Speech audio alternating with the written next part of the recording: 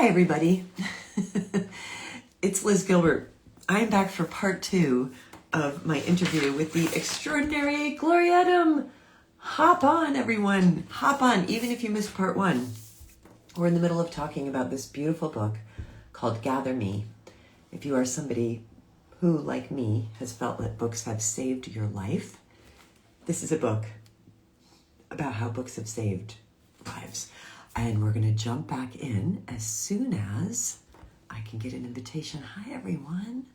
I'm so glad you're here. Please hold.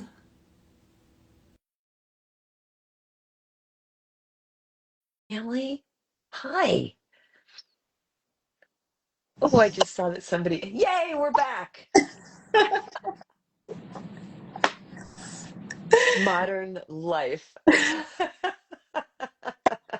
But you know what's really good? The comments were on, and somebody was like, I just put a hold on her book at the library. And I was like, perfect. That's a great segue. That's right. We'll both hold up the book. It'll probably show up backwards on the screen, but welcome back to the Onward Book Club. Hello, everybody. And we are here with the luminous Gloria Edim talking about her incredible book, Gather Me. The subtitle is A Memoir in Praise of the Books That Saved Me. And that is absolutely, as somebody wrote, two short hair baddies. You know it.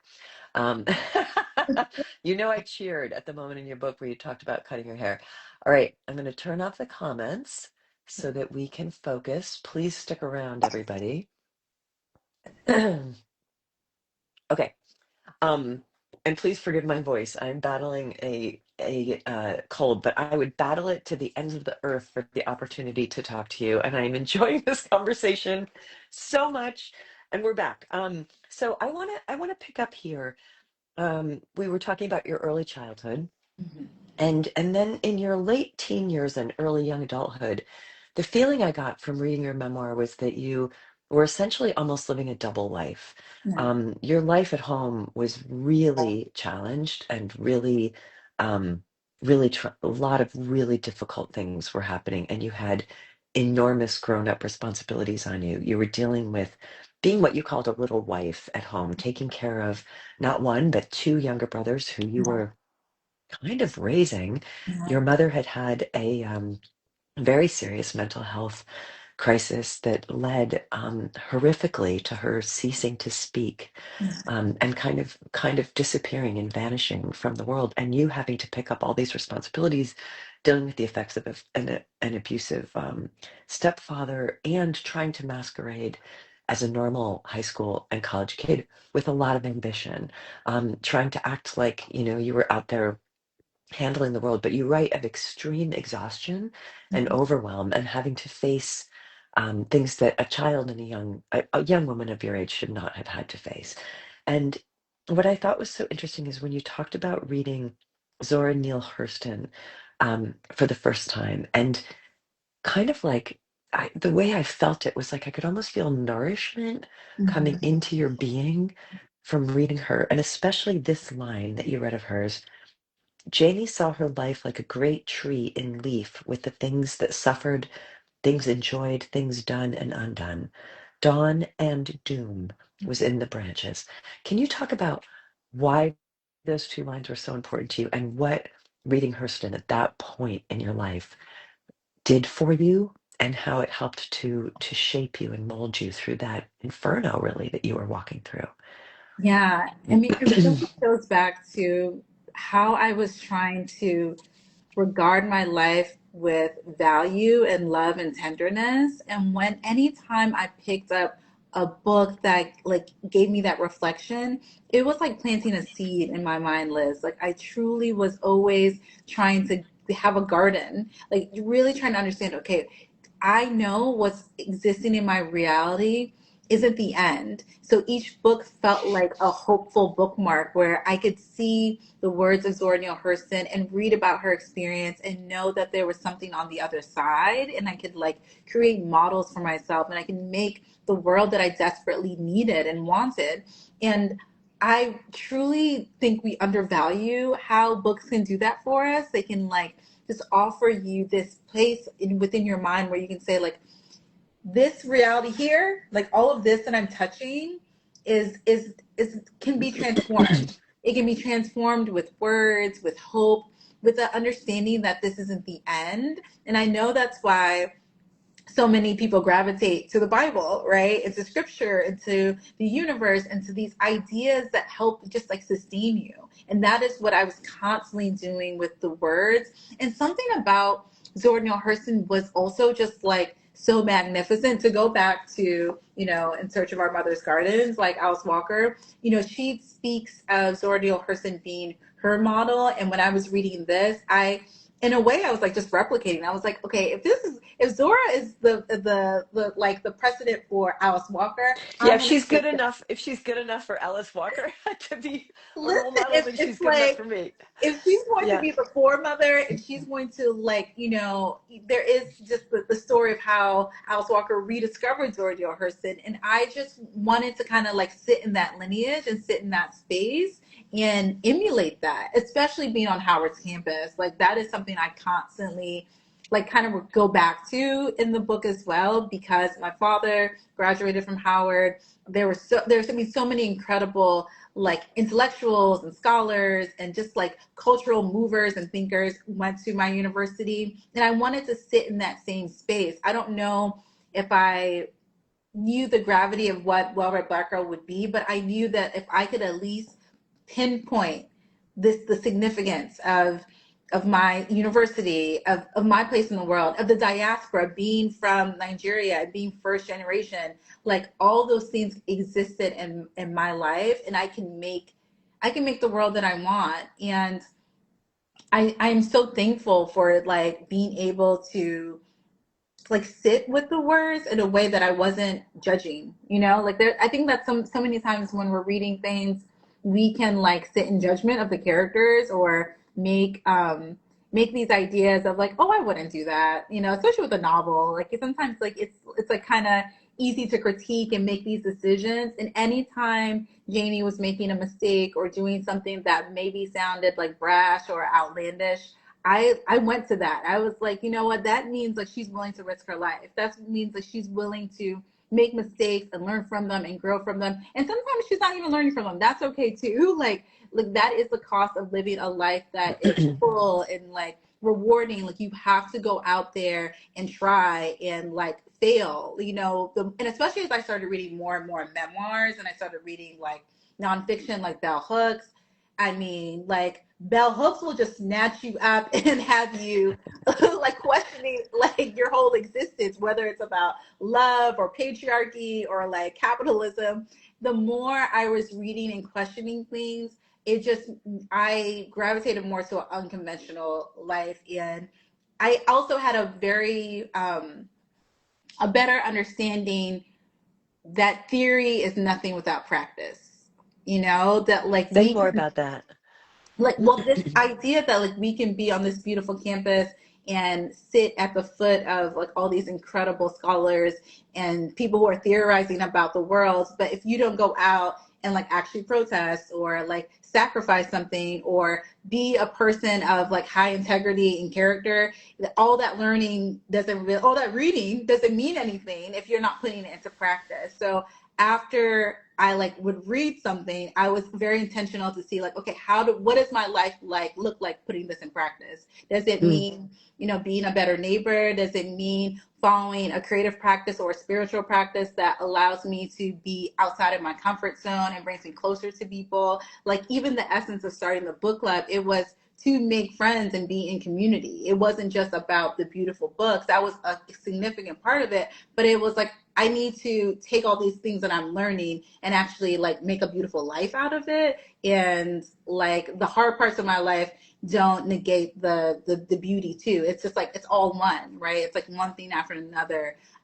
So reading, especially when you look at the tragic end of Zora Neale Hurston's life, like there's so much that like was lost before Alice Walker found her grave, and like she had this great revival of her creative dynasty, you know. But it just again it reminded me like life is long. Like it might not the reward it might not be right now in the present moment, but like if you are able to commit to your beauty and your craft in a way that isn't for external validation, like the reward will come. Do you know what I Yeah. mean? Like Yeah.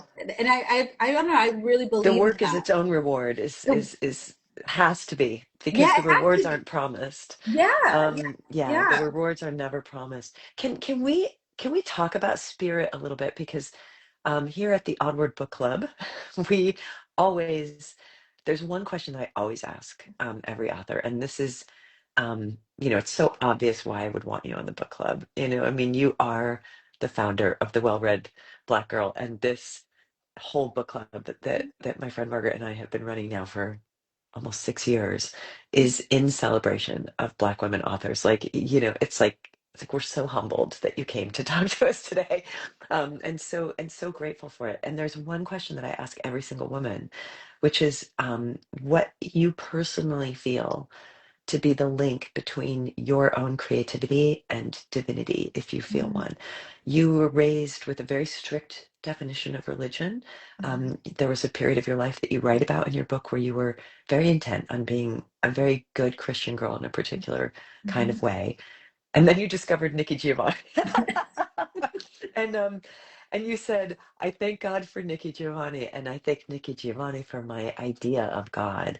Can Mhm. you talk about that and then circle back to this central question that I think is so important, um, especially for women and for women creatives, and especially for anybody marginalized, this link between your own creativity and your own voice and your understanding of divinity. If you would riff on that, I would love to hear what you have to say. Yeah, absolutely. And I will call back to Alice Walker because I feel like she is her and Nikki Giovanni are the women that I go to again and again to understand my connection to spirit.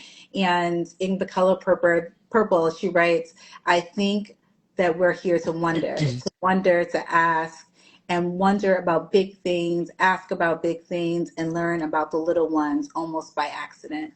And there's this scene where I can just visualize Celie trying to understand who she is as a person, and the fact that as a Black woman she is often neglected and discarded and not seen as a valuable person. And I like related to that so much, of feeling neglected, and but knowing that inherently, like, I was loved and God loved me and that favor followed me. And I know that because of the evidence of my life. Like, there were so many things that would happen simultaneously that were quote unquote good and bad. You know, the same month that I lost my father, I received like my first book deal, right? And it was like this incredible joy of having this book that I was going to create and put forth in the world, but the one person that I knew would understand and love and honor it and cherish me and really like encourage me was no longer on Earth side. You know, in many ways, I feel like he was the one who orchestrated that to happen at that time when I needed it most. I needed that win and that love.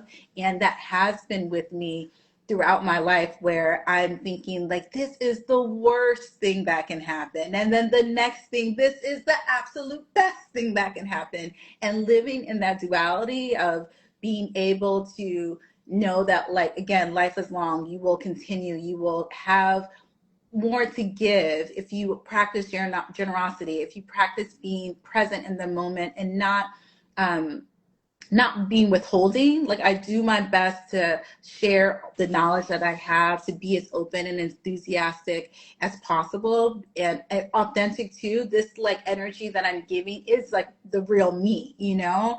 And I give it because it's like karma. Like the more you give and the more you offer of yourself in a way that is genuine and true, it only returns to you.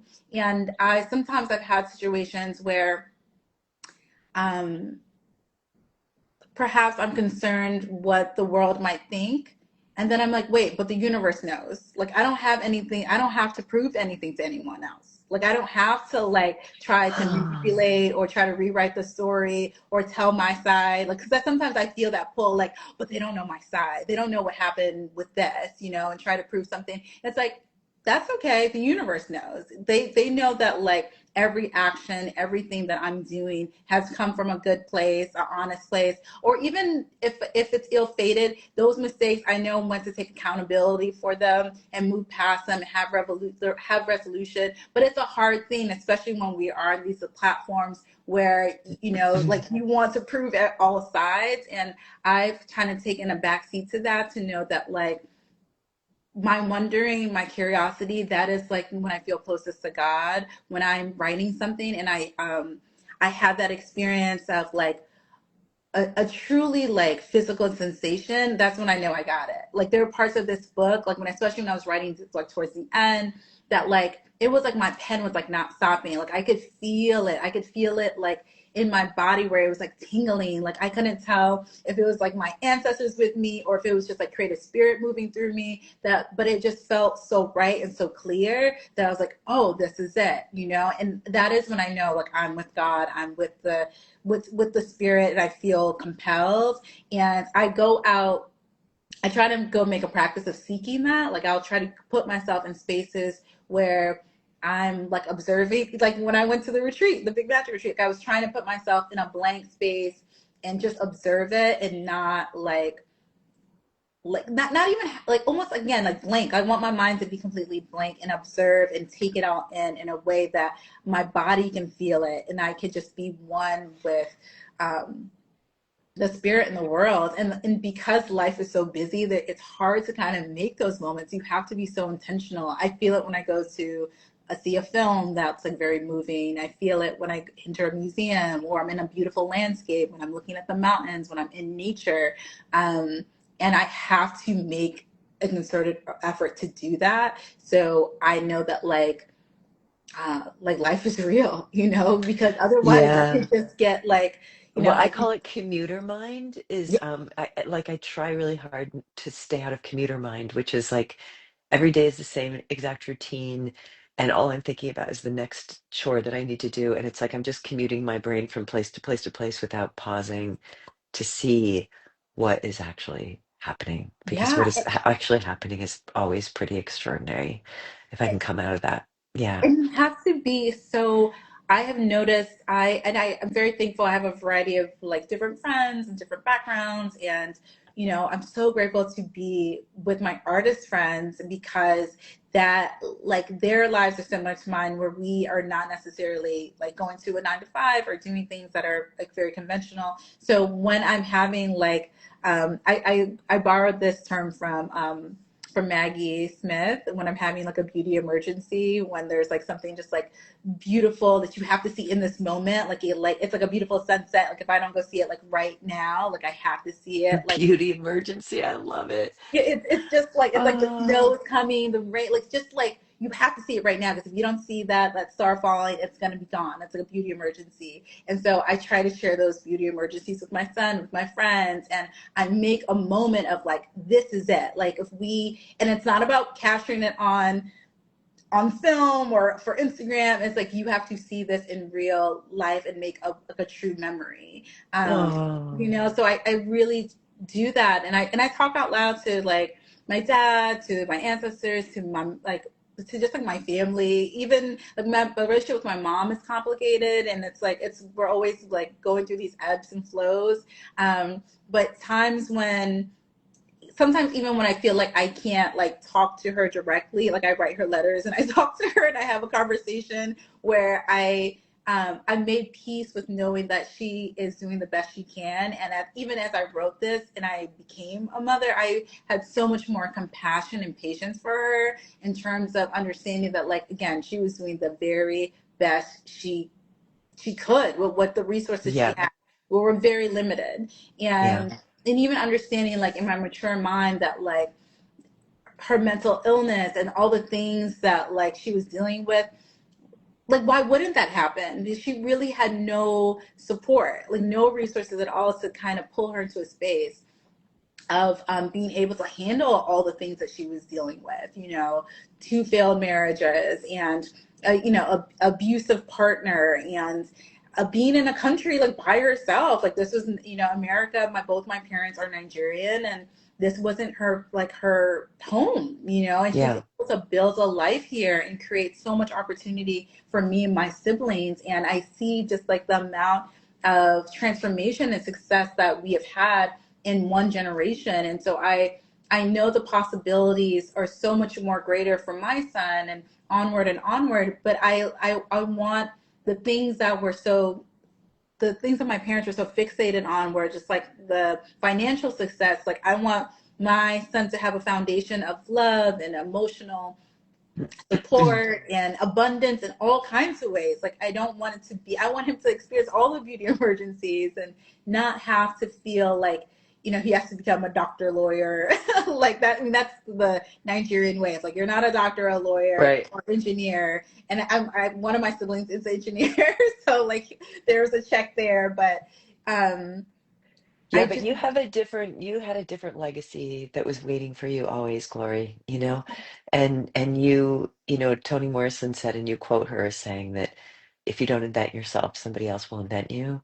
yeah. And you were never going to be somebody who was going to be invented by anybody but herself. That's so evident in everything that you have created out of your life and out of your work. And I can't encourage you all enough to please run, don't walk, and buy yourself a copy of Gather Me, a memoir in praise of the books that saved me. It's such a beautiful work of creativity, the way that you've educated us about the books that made you into who you were, while also in such a deeply personal way revealing your innermost heart. It's a really beautiful accomplishment, and I would be remiss, speaking of legacy, to close this conversation without saying that the next level of of your life is happening right now, which is that you now have your own imprint. You are becoming a publisher, and you have your first book coming out very soon. Not that you wrote, but that you are publishing. And Yes. can you just give us a minute on that? Because I just want to celebrate that. Again, 11-year-old Glory would just be amazed at what you have created out of your love of books. But could you just tell us a quick bit about your Yeah, imprint and about what you're absolutely. publishing? I have an incredible partnership with Live Right where we are introducing well read Black girl books and we're focusing on debut fiction from writers. And Mm, this year we had an incredible title called The Catch by Yarsa Daly Ward come out. It received just a warm reception, really incredible awards. It was on a lot of lists, including the New York Times book club list. And the next book we have coming out is going to be in February with a debut writer. Her name is Besrat Meskebi, and her book is called I Hope You Find What You're Looking For. It comes out February 10th. And it's been incredible, like being in partnership with Live Right and my editors there and the team there. They have been allowed me to do my own version of an MFA. And, you know, anyone knows that editing fiction is completely different from nonfiction, which I felt very confident with. And fiction, I've been able to stretch myself and grow and really nurture the stories and voices of debut writers. So it's a dream come true. It's honestly what I've been wanting to do for a very, very long time. And so when this opportunity came about to work with editors and being able to acquire books firsthand, I like jumped at it. And it's really been a dream come true. So thank you for your congratulations, and thank thank you. you um, for being the doula who brings I love that. these books into the world, like that might never otherwise get the platform that they deserve to have. You know, we see you and we appreciate you, all that you are and all that you have created and all that you have loved, and all that you have so much more than survived. And I would just close by saying that on page 157 of your book, you found, while you were cleaning out paperwork, a report card from sixth grade. And this was the report. It said, Gloria is very bright, but she needs to learn to be patient and wait her turn to speak. Thank God you didn't. I love that. We are so happy to hear you speak and so happy to see you in the world. And thank you for honoring us at the Onward Book Club with your time and with your talent. We appreciate every single thing that you are and do.